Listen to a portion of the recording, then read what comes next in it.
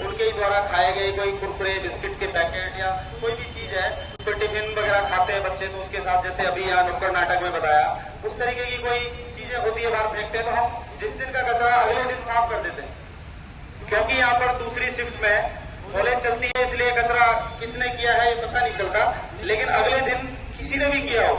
कई बार तो बाहर के कुछ यात्री आके हमारे यहाँ ठहर जाते हैं, बरामदे में रुक जाते हैं, अपना खाना खा पी के, मजदूर वगैरह ऐसे लोग हैं वो पूरा फेंक के चले जाते हैं।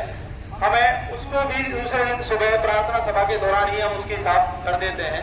तो हमारा कैंपस काफी लंबा चौड़ा है, खुला हुआ भी है, उसके बावजूद आप लोग आए होंगे तो आपको दिखा होगा कि स्वच्छता का क्या असर है यहाँ पर। तो हम ये पूरी तरीके से सजग हैं, लेकिन इसी दौरान इसी के संदर्भ में मैं पार्षद महोदय का ध्यान आकर्षित करना चाहता हूं, और आप लोग भी नगर निगम के थ्रू आए हैं।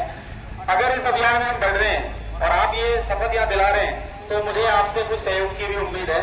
हमारे पास यहाँ जो डस्टबिन है गीले और सूखे कचरे के लिए, उनकी और आवश्यकता है, मैं आपसे भी मिल जाएंगे उम्मीद है।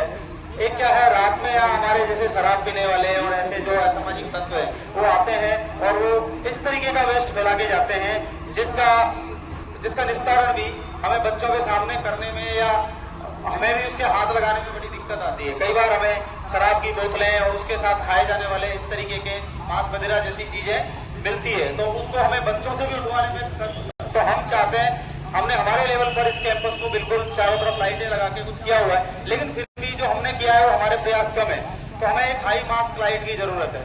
पहले भी हम 15 अगस्त और 26 जनवरी के प्रोग्राम में आप पार्षद महोदय का ध्यान आकर्षित कर चुके हैं। इस कैंपस में बीचों बीच एक ऊंची लाइट चाहिए, ताकि चारों तरफ बरामदों में और रोड तक पूरा ये कैंपस जब क्लीन दिखेगा, उजाला दिखेगा, तो कोई भी आदमी यहाँ बैठ के ऐसा काम करने से पहले सोचेगा।